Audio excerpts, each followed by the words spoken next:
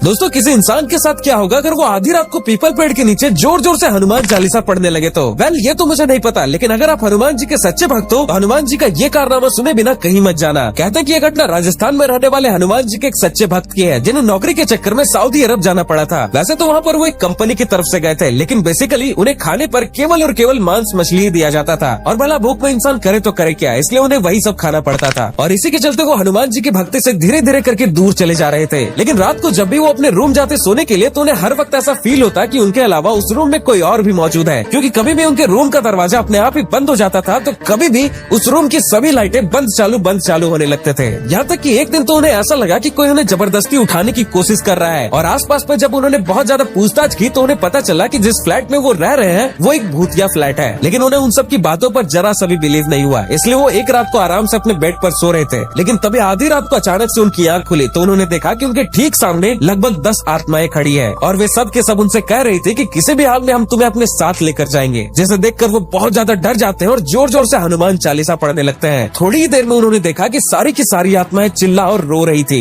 जैसे कि किसी ने उन्हें जोर से जकड़ लिया हो और वो लोग चेतावनी दे रहे थे कि तुम हनुमान चालीसा मत पढ़ो। उन्होंने देखा कि वो सभी की सभी आत्माएं धीरे धीरे करके गायब हो रही थी और उनसे थोड़ी ही दूर में एक तेज रोशनी चमक रही थी, जहाँ पर से उन्हें साक्षात हनुमान जी के दर्शन हुए और फिर वो भी गायब हो गए। उस इंसान को एहसास हो गया कि ये कोई और नहीं बल्कि हनुमान जी के ही संकेत थे, इसलिए उसने दोबारा से हनुमान जी की भक्ति शुरू कर दी और उस नौकरी को छोड़कर वो वापस से भारत आ गए और हनुमान जी के लिए एक मंदिर भी बनवाया और आज वो इंसान उस मंदिर के पुजारी है। तो ये है हनुमान जी की शक्ति। तो एक बार कमेंट्स में हो जाए जय जय श्री राम।